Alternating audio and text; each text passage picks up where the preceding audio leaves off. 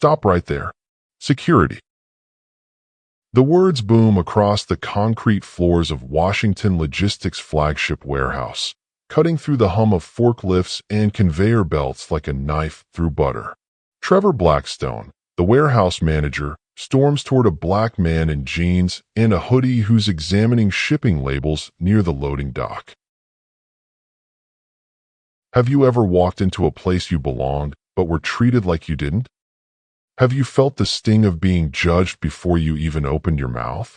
That's exactly what's happening right now in this 250,000 square foot facility in Atlanta, Georgia. The man Trevor is confronting stands calmly, his hands visible, his expression composed. This is DeVon Washington, though Trevor has no idea he's staring down the founder and CEO of the entire company.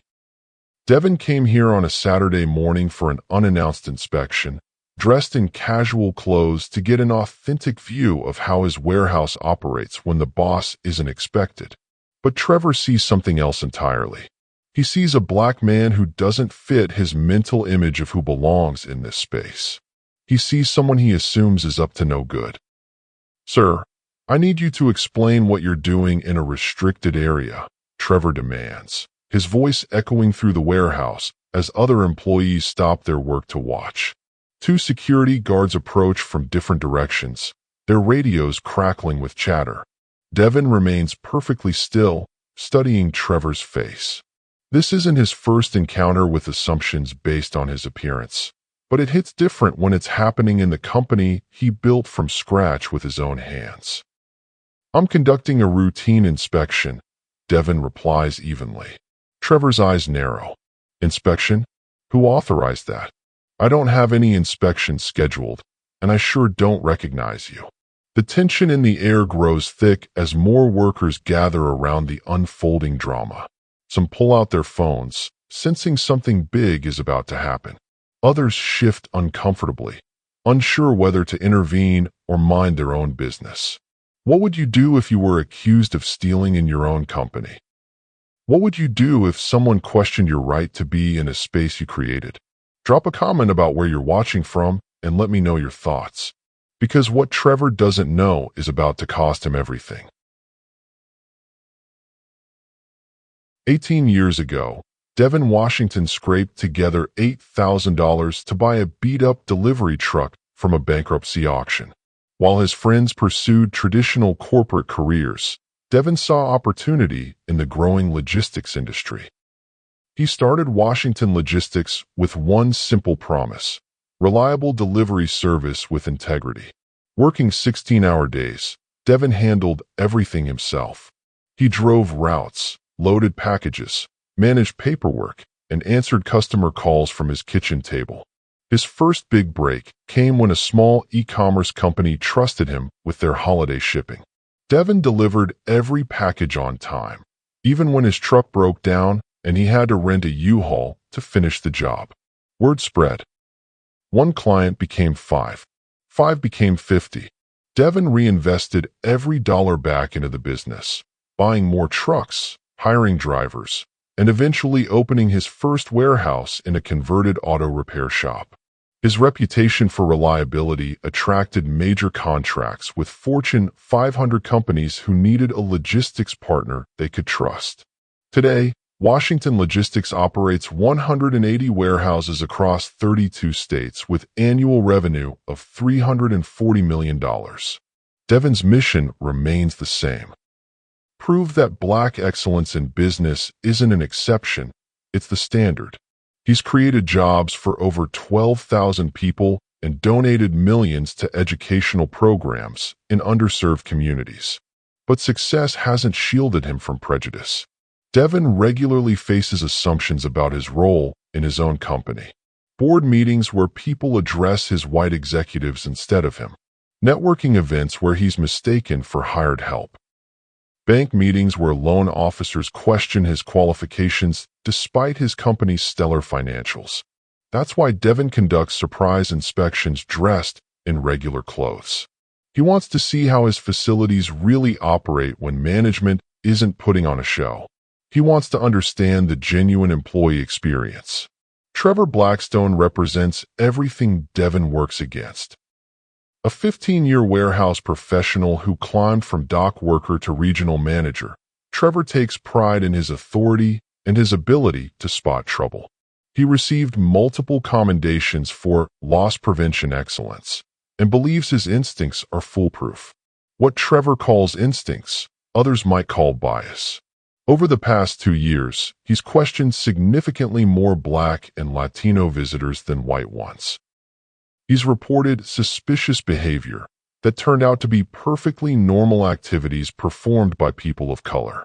His staff has noticed the pattern, but Trevor's seniority and management support made complaints difficult. This Atlanta facility is Trevor's domain. At 250,000 square feet, it's Washington Logistics' crown jewel, handling distribution for the entire Southeast region. On weekends, only essential staff work shifts, creating the perfect environment for Trevor to assert his authority without corporate oversight. The warehouse buzzes with activity even on Saturday. Automated sorting systems move packages along conveyor belts while forklifts navigate between towering shelves stocked with inventory. Security cameras monitor every angle, recording 24 hours a day. Those cameras will soon capture footage that changes everything. Neither man knows they're about to collide in a way that will reshape the entire logistics industry. Devon steps out of the Uber at 8:47 a.m., pulling his black Nike hoodie tighter against the morning chill. He chose this time deliberately, early enough to catch the weekend crew in their natural workflow, late enough for operations to be running smoothly. His worn jeans and Timberland boots complete the look of someone who belongs on the warehouse floor, not in the executive suite. The moment he enters through the employee entrance, Trevor spots him. Something about Devon's confident stride sets off alarm bells in Trevor's mind. This man walks like he owns the place, which in Trevor's experience means trouble. "Excuse me," Trevor calls out, his voice sharp and authoritative. "I don't recognize you. Are you supposed to be here?" Devon turns, taking in Trevor's pressed uniform shirt and manager's badge. "Good morning. I'm here to observe operations." "Observe operations?" Trevor steps closer, his eyes scanning Devon from head to toe. "You're not on my schedule. Let me see some identification and your work authorization." Other employees notice the confrontation. Maria Santos, a shipping coordinator, slows her pace as she passes with a clipboard. Jake Mitchell, operating a forklift nearby, cuts his engine to listen. The normal warehouse noise continues, but attention shifts toward the two men facing off near the loading dock. Devon reaches into his wallet and produces his driver's license. Trevor studies it carefully, noting the expensive leather wallet that seems inconsistent with Devon's casual appearance. "DeVon Washington," Trevor reads aloud. "I've never heard of you. Who authorized your visit?" "I don't need authorization," Devon replies calmly. Trevor's suspicion flares. Everyone needs authorization. This is a secure facility handling millions of dollars in inventory. You can't just walk in here and start looking around. Devon moves toward the main shipping area, examining the flow of packages along the conveyor system. "Your throughput looks good today. Are you meeting the 4,200 packages per hour target?" Trevor freezes. That number isn't posted anywhere public. Only management and corporate know those specific metrics. "How do you know about our throughput targets?" Trevor demands, following closely behind Devon. "Standard industry benchmarks," Devon responds, studying a shipment manifest. "Your dock scheduling system seems efficient. Are you using the updated routing software we implemented last quarter?" The word "we" hits Trevor like a slap. No visitor should know about software implementations. No legitimate visitor would speak about company operations using "we" language. "Hold on," Trevor says, grabbing Devon's arm. "You're asking way too many detailed questions about our operations. That's exactly what someone would do if they were planning a theft." Several workers stop what they're doing. The confrontation is no longer subtle. Voices carry across the warehouse floor, drawing attention from different sections. Devon gently removes Trevor's hand from his arm. I'm simply observing how things run. No, you're gathering intelligence. Trevor shoots back. You know our quotas, our software, our procedures. Nobody has that kind of information unless they're planning something illegal. Maria exchanges worried glances with Jake. Both recognize that something isn't right about this confrontation, but Trevor is their boss. Speaking up could mean their jobs. I need to search your backpack. Trevor announces loudly enough for everyone to hear. And I'm calling security to detain you until we figure out exactly what you're doing here. You want to search my personal belongings? Devon asks, his voice remaining steady despite the public nature of the accusation. Absolutely. People don't come into warehouses asking detailed operational questions unless they're casing the place for theft. Your whole story doesn't add up. Trevor pulls out his radio. Security to the main floor. I need assistance detaining a suspicious individual. The words echo across the warehouse.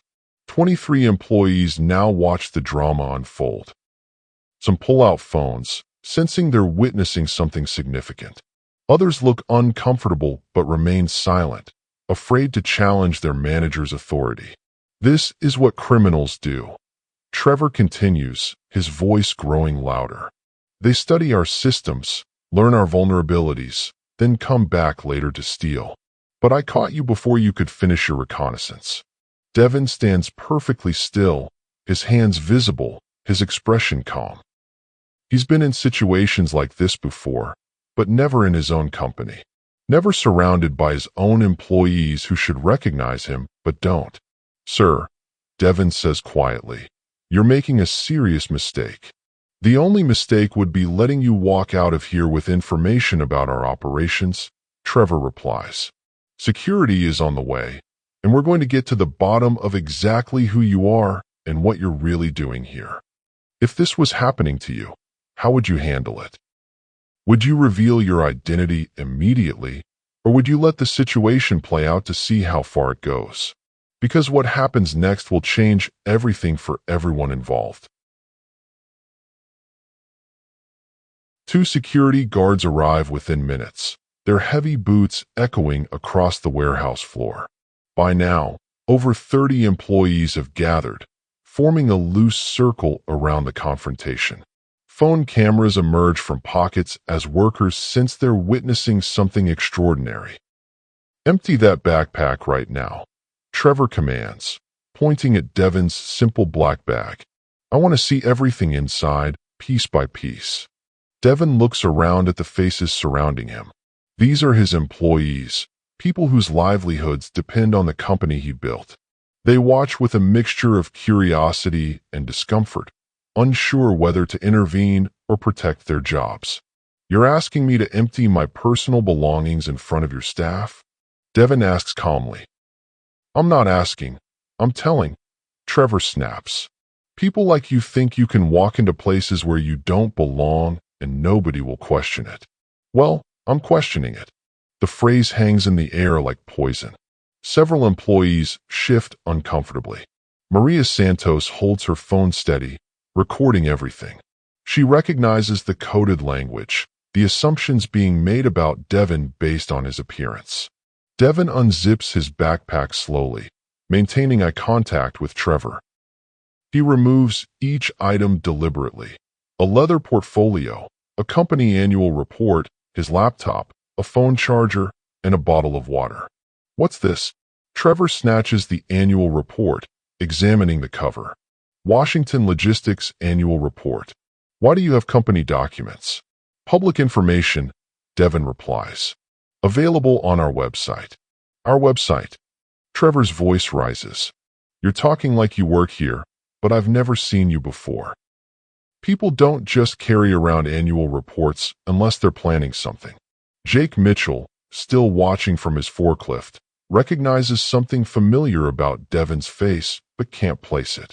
The confidence, the way he speaks about company operations, the expensive laptop that doesn't match his casual clothes. I need your full name and employee identification number, Devon says quietly, his voice cutting through Trevor's accusations. What? Trevor laughs harshly. You're not in a position to be making demands. I'm Trevor Blackstone, Regional Manager, Employee ID 4471. I've been protecting this company's assets for 15 years, and I know trouble when I see it. Protecting company assets, Devon repeats, noting how Trevor's authority seems to grow with his audience. From who exactly? From people who think they can walk into professional environments where they clearly don't fit, Trevor responds. This isn't a neighborhood you just wander through. This is a serious business facility, and we maintain certain standards about who belongs here. The discriminatory language becomes clearer with each sentence. Maria continues recording, capturing every word. Other employees exchange glances, recognizing the racial undertones in Trevor's assumptions. Devon remains perfectly composed, his hands at his sides, his voice steady. The contrast between his calm professionalism and Trevor's aggressive accusations becomes more stark with each passing moment. You seem very confident about who belongs here and who doesn't, Devon observes. What exactly makes you think I don't belong? Trevor gestures broadly at Devon's appearance. Look at yourself. Look at how you're dressed. Look at how you showed up here without proper authorization. Everything about this situation screams trouble. My appearance troubles you, Devon states, not as a question, but as a fact. Your whole presence troubles me. Trevor shoots back. People don't just show up at warehouses asking detailed questions about operations unless they're planning to come back and steal something.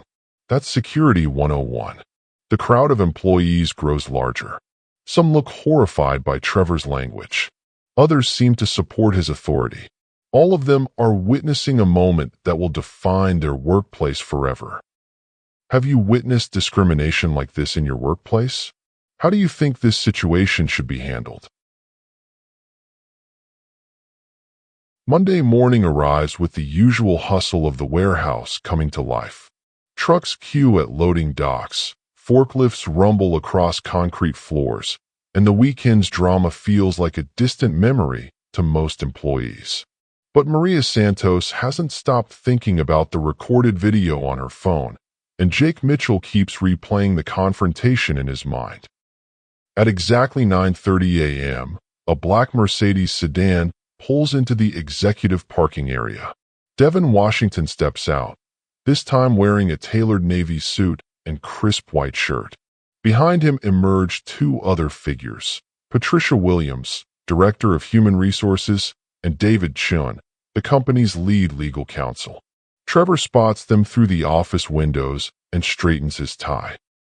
He assumes they're here for a routine management meeting, possibly to commend him for his vigilant security work over the weekend.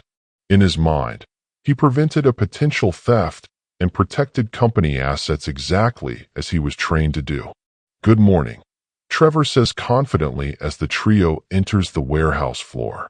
I'm Trevor Blackstone, Regional Manager.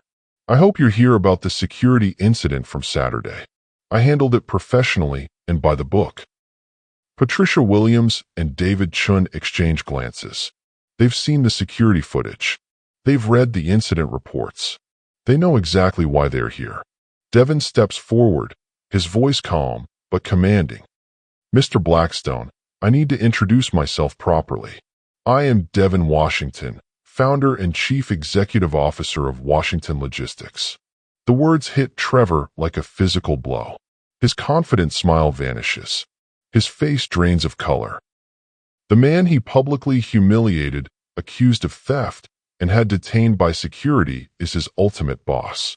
Around the warehouse, employees stop working. Maria drops her clipboard. Jake climbs down from his forklift. Everyone who witnessed Saturday's confrontation now understands the magnitude of what happened. That's impossible, Trevor stammers. You were dressed like. Like what, Mr. Blackstone? Devon asks. Like someone who doesn't belong in my own company? David Chin steps forward with a leather folder. Mr. Blackstone, Based on your discriminatory conduct toward our CEO and your history of biased treatment toward employees and visitors of color, your employment is terminated effective immediately. Trevor's legs nearly give out. 15 years of service, his reputation, his career, everything collapses in seconds. Wait, I was protecting company property. I was doing my job. I didn't know who he was. Your job was never to profile people based on their appearance, Patricia Williams states firmly. Your job was never to make assumptions about who belongs here based on race. Maria Santos steps forward, her voice shaking but determined. I recorded everything on Saturday. Mr. Blackstone said people like him don't belong here. He made it clear it was about how Mr. Washington looked, not what he was doing. Other employees begin speaking up. Carlos Rivera, a dock supervisor, admits he's witnessed Trevor question Black and Latino visitors disproportionately. Jennifer Thompson, a shift leader, shares how Trevor consistently made coded comments about certain types of people. I wanted to say something on Saturday. Jake confesses, his voice heavy with guilt. I knew something was wrong, but I was scared of losing my job. I'm sorry, Mr. Washington. We all should have spoken up. The weight of complicity settles over the gathered employees. They watched their CEO be humiliated and did nothing. They witnessed discrimination and stayed silent. Their shame is visible on every face. DeVon addresses the group. What happened Saturday wasn't just about Trevor's actions. It was about a culture that allows discrimination to happen while people watch. It was about assumptions that have no place in any workplace. Trevor makes one final desperate attempt. I can change. I can do better. Please, I have a family, a mortgage. This job is everything to me. Discrimination has consequences, DeVon replies. Your actions were captured on security cameras and employee phones. There's no undoing what you chose to do. Security escorts Trevor from the building as his former employees watch in stunned silence. 15 years of authority vanish in 15 minutes. Can you imagine the moment Trevor realized his mistake? Can you imagine the regret, the fear, the complete destruction of everything he thought he knew about his own judgment? Because this story is far from over. By Tuesday afternoon, Maria Santos' recorded video has exploded across social media platforms. The 2-minute clip showing Trevor's discriminatory language and DeVon's calm responses spreads like wildfire. #Washington Logistics trends nationally on Twitter, TikTok, and Instagram within hours. The video's caption reads, "Warehouse manager racially profiles his own CEO and gets fired immediately." Comments pour in by the thousands. People share their own stories of workplace discrimination, creating a digital avalanche of similar experiences. This happened to me at my shipping job, writes one user. Manager assumed I was there to steal, not to work. I'm a Black business owner, and security follows me in my own store, adds another. Within 48 hours, the video accumulates 8.2 million views across all platforms. News outlets pick up the story. CNN, Fox News, and MSNBC feature segments about discrimination in logistics. The Washington Post runs a front-page article titled "CEO Confronts Bias in His Own Warehouse." The logistics industry goes into crisis mode. Companies scramble to review their hiring practices, security protocols, and diversity training programs. Executives realize that one viral video has exposed problems they've ignored for decades. Amazon immediately releases a statement distancing themselves from discriminatory practices. We expect all our logistics partners to maintain the highest standards of equality and inclusion, their spokesperson announces. FedEx follows with their own declaration.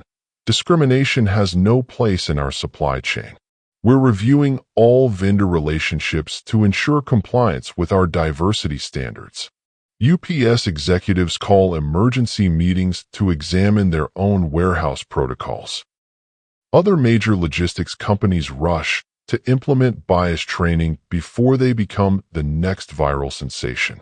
The National Logistics Association, representing over 2,000 companies, announces mandatory bias prevention training for all member organizations. Regional logistics councils adopt new standards for workplace conduct and visitor interactions. Trade publications that never discussed race suddenly feature articles about inclusive practices. Logistics Today publishes a special issue on eliminating bias in warehouse operations. Supply Chain Management Review dedicates an entire section to diversity and inclusion strategies. Meanwhile, legal consequences mount for Trevor personally. The Federal Equal Employment Opportunity Commission launches a formal investigation into his conduct. Civil rights attorneys file a federal discrimination lawsuit, seeking damages for the public humiliation and civil rights violations. The Department of Labor opens a broader inquiry into discriminatory practices across the logistics industry. Investigators examine hiring patterns, promotion rates, and incident reports from warehouses nationwide. Trevor faces personal civil rights violations that could result in criminal charges. His legal bills mount as he hires attorneys to defend against multiple lawsuits. Former colleagues distance themselves from him as his reputation becomes toxic throughout the industry. Employment lawyers report a surge in discrimination complaints from logistics workers. Employees who previously stayed silent about biased treatment now feel empowered to speak up. Company hotlines receive hundreds of calls reporting similar incidents. Insurance companies begin requiring bias training as a condition for liability coverage. Logistics firms that fail to implement inclusive practices face higher premiums and potential policy cancellations. The viral video becomes a case study in business schools across the country. Harvard Business School adds it to their diversity and inclusion curriculum. Wharton School uses it to teach about crisis management and corporate responsibility. DeVon Washington becomes an overnight symbol of Black business success and dignity under pressure. Speaking requests flood his office. Fortune 500 companies invite him to lead diversity workshops. The 2-minute video has created consequences far beyond one warehouse in Atlanta. An entire industry confronts its biases because one employee was brave enough to press record. Share this story if you believe discrimination has no place in any workplace. Your voice matters in creating change. Within 2 weeks of the viral incident, DeVon Washington implements sweeping changes across all 180 Washington logistics facilities. Every employee, from dock workers to executives, must complete mandatory bias training within 30 days. The 8-hour program covers unconscious bias, inclusive communication, and respectful workplace interactions. We're not just changing policies, DeVon announces in a company-wide video message. We're changing hearts and minds. Every person who enters our facilities deserves dignity and respect, regardless of their appearance or background. The company creates an anonymous reporting system allowing employees to report discrimination without fear of retaliation. Within the first month, over 200 reports pour in, revealing patterns of bias that management never knew existed. Each incident receives investigation and appropriate action. Washington Logistics establishes a new position, Chief Diversity and Inclusion Officer. DeVon hires Dr. Angela Foster, a former civil rights attorney with 20 years of experience in corporate transformation.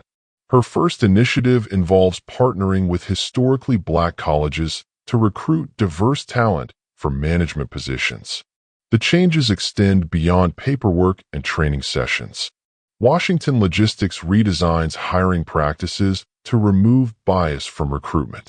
They implement blind resume reviews, diverse interview panels, and standardized evaluation criteria. Promotion decisions now require documentation showing fair consideration of all qualified candidates. These internal reforms create what industry experts call the Washington Standard, a comprehensive approach to inclusive logistics operations. Other companies study Devon's methods, adopting similar programs to avoid their own viral disasters. The concept of warehouse safety expands beyond physical hazards to include psychological safety from discrimination. Industry publications feature articles about creating environments where all employees feel secure and valued. Safety inspectors begin evaluating workplace culture alongside equipment compliance. Federal lawmakers take notice of the industry transformation. Senator Patricia Johnson of California introduces the Warehouse Equality Act, requiring bias training for all logistics facilities with federal contracts. The proposed legislation includes strict penalties for discrimination and rewards for companies demonstrating inclusive practices. While Devon builds positive change, Trevor Blackstone's life collapses completely. Blacklisted from the logistics industry, he discovers that no warehouse, shipping company, or distribution center will hire him. His reputation precedes him in every job interview. Legal fees drain his savings account. Civil rights lawsuits result in $180,000 in settlements and fines that Trevor must pay personally. His house goes into foreclosure. His marriage ends in divorce. Friends and former colleagues avoid him, unwilling to associate with someone whose discrimination went viral. Trevor eventually finds work at a fast food restaurant, earning minimum wage at age 52. The man who once wielded authority over a 250,000 square foot facility now asks customers if they want fries with their order. His fall from power becomes a cautionary tale shared in diversity training sessions across corporate America. Some community organizations use Trevor's story as an example of consequences and redemption. He begins speaking at bias awareness programs, sharing his experience as a warning to others. His testimony helps companies understand how unconscious bias can destroy careers and lives. Meanwhile, DeVon Washington experiences unprecedented success. Wall Street responds positively to his leadership during the crisis. Washington Logistics stock value increases 23% as investors recognize the company's commitment to ethical practices and positive workplace culture. Major corporations seeking diverse business partners award Washington Logistics new contracts worth $89 million. Companies want to associate with a brand that stands for inclusion and equality. Devon's reputation for integrity attracts clients who value ethical supply chain partnerships. Forbes magazine features Devon on their cover with the headline, "The CEO Who Changed an Industry." The article details how one man's dignified response to discrimination transformed an entire sector of the economy. Harvard Business Review publishes his case study on crisis leadership and cultural transformation. Speaking engagements pour in from universities, conferences, and corporate events. Devon shares his story at leadership seminars, inspiring other business owners to examine their own practices. His message resonates beyond logistics, influencing retail, manufacturing, and service industries. The company's employee satisfaction scores reach all-time highs. Worker retention improves dramatically as people feel valued and respected. Productivity increases as diverse teams bring fresh perspectives to operational challenges. Washington Logistics becomes a destination employer for top talent seeking inclusive workplaces. The company receives recognition from civil rights organizations, business associations, and government agencies for their commitment to equality. Devon establishes the Washington Foundation, providing scholarships for underrepresented students pursuing careers in logistics and supply chain management. The foundation partners with community colleges and trade schools to create pathways into the industry for diverse candidates. 2 years later, the warehouse where the confrontation occurred serves as a model facility. Visitors from other companies tour the location to study best practices in inclusive operations. The loading dock where Trevor made his discriminatory assumptions now displays a plaque reading, "Dignity and respect for all." The transformation proves that crisis can become catalyst for positive change when leaders choose courage over convenience. 2 years later, Washington Logistics stands as the undisputed industry leader in inclusive practices. The company's revenue has grown to $425 million, with contracts from clients specifically seeking diverse business partners. Employee satisfaction scores remain at record highs, while turnover rates drop to the lowest in the logistics sector. The Atlanta warehouse where everything began now serves as a model facility for the entire industry. Corporate delegations visit monthly to study Washington Logistics' inclusive operations. The loading dock where Trevor made his fateful assumptions now features a diversity and inclusion training center used by companies nationwide. Maria Santos, the brave employee who pressed record on her phone, received a promotion to Corporate Diversity Coordinator.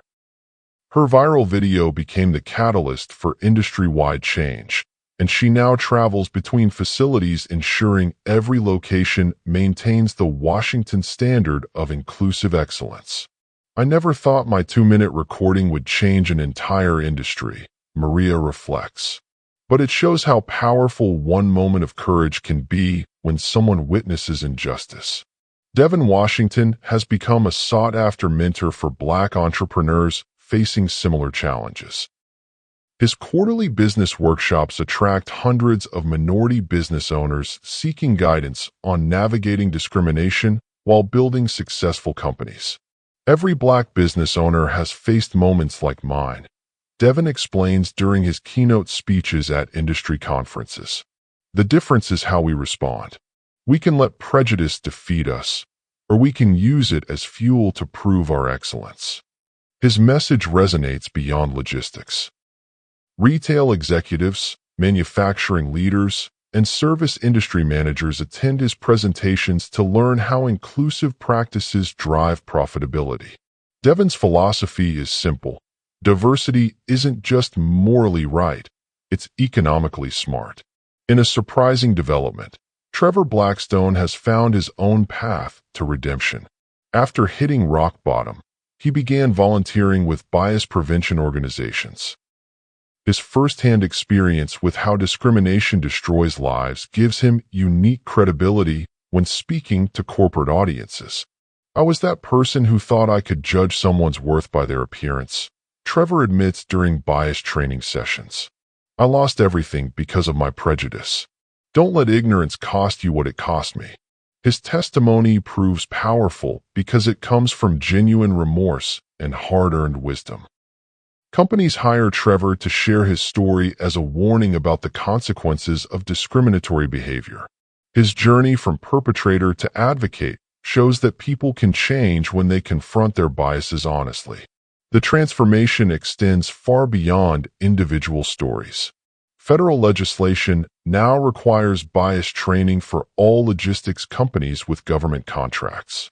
The Department of Labor includes psychological safety in workplace inspections. Industry associations make inclusive practices mandatory for membership. This story teaches us 3 fundamental lessons that apply to every workplace, every community, and every human interaction. First, never judge someone's worth by their appearance. Assumptions based on clothing, race, or perceived social status reveal more about our own biases than about the people we're judging. DeVon Washington looked like any other warehouse visitor, but appearances mean nothing when it comes to character, intelligence, or authority. Second, discrimination isn't just morally wrong, it's economically devastating. Trevor lost his career, his reputation, and his financial security. Companies that tolerate bias lose talented employees, face lawsuits, and damage their brands. Discrimination costs everyone involved. Third, one person's courage can transform entire industries. Maria Santos could have stayed silent to protect her job. Instead, She documented injustice and sparked nationwide change. Individual actions create ripple effects that touch millions of lives. The logistics industry today looks completely different because of what happened in one Atlanta warehouse on one Saturday morning. When people choose courage over comfort, justice over silence, amazing transformation becomes possible. If this story inspired you, hit that subscribe button and share your own experiences in the comments. Have you witnessed discrimination in your workplace? How did you respond? Your voice matters in creating the change we need to see. Together, we can build a world where everyone is judged by their character, not their appearance.